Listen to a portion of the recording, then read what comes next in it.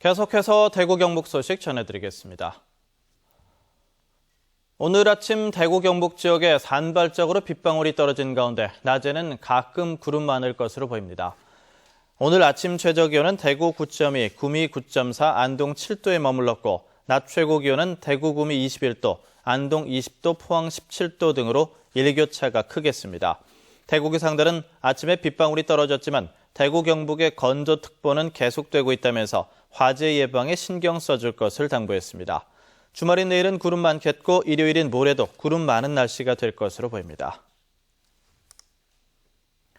경북 칠곡의 의붓딸 학대 치사 사건에 대한 대구지방법원의 1심 선고가 오늘 내려집니다. 검찰은 선고 하루 전인 어제 이례적으로 사건 현장인 집을 압수수색했습니다. 이태호 기자입니다.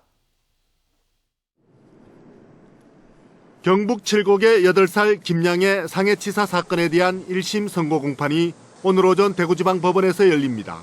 검찰은 계모에게는 상해치사죄를 적용해 징역 20년을, 아버지에게는 아동복지법 위반 혐의를 적용해 징역 7년을 구형했습니다. 선고를 하루 앞둔 어제 검찰은 이례적으로 김양이 살던 집을 압수수색했습니다.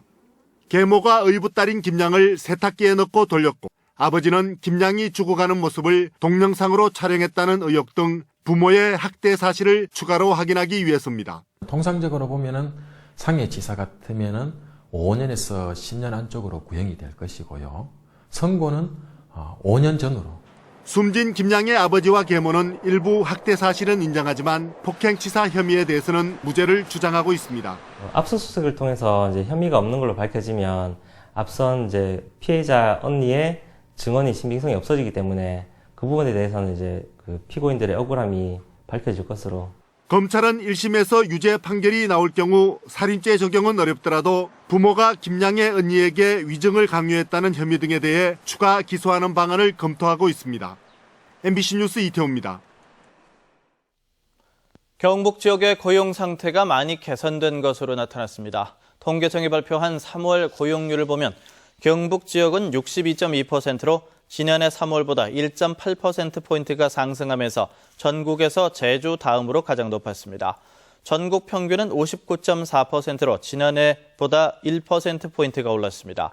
산업별로는 숙박 음식업과 보건복지 서비스업에서 높은 증가율을 보였고 농림어업은 감소세를 나타냈습니다. 프로야구 삼성 라이온즈가 오늘부터 홈에서 SK를 상대로 주말 3연전을 펼칩니다. 삼성은 어제까지 4일간의 휴식을 통해 팀 분위기를 다잡은 데다 임창용까지 더해져 안정감을 더해 SK를 상대로 주말 3연전에서 위닝 시리즈를 만들겠다는 각오를 다지고 있습니다. 대구문화방송은 주말 3연전을 시작하는 오늘 경기는 라디오로, 일요일 낮 경기는 TV로 각각 중계방송합니다. 오는 9월에 대구로 본사를 이전하는 한국가스공사가 9천여만 원 상당의 전통시장 상품권을 대구 사회복지공동모금회에 기탁했습니다. 대구 사회복지공동모금회는 대구 안에 있는 아동시설, 장애인시설, 모자시설, 복지관 등 95개 사회복지기관에 기탁받은 전통시장 상품권을 전달할 예정입니다. 100년 전통의 미국 교육법 뱅크 스트리트 스쿨 관계자 2명이 지난 9일 대경대학교에서 아동 창의성을 키우는 유아교육법을 주제로 특강을 열고 뱅크 스트리트 교육법과 부모들의 육아교육법 등을 소개했습니다.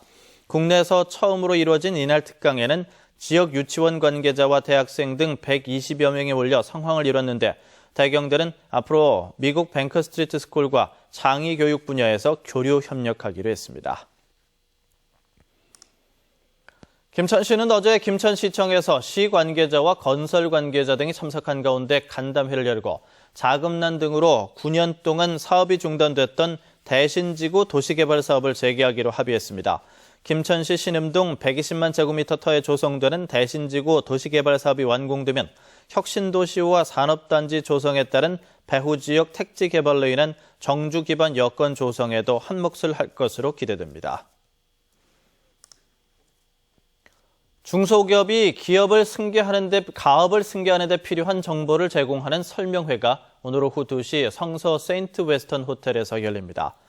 중소기업 중앙회가 마련한 오늘 설명회에는 가업 상속세제 전문가들이 참가해 개정세법을 포함한 가업 상속세제와 가업 승계 세무 전략 등을 알려주고 현장에서 세무 상담도 할 계획입니다. 한편 지난해 세제 개편으로 가업 상속 세제 혜택 대상이 기존 매출액 2천억 원 미만에서 3천억 원 미만, 공제 한도는 최대 500억 원까지 확대됐습니다.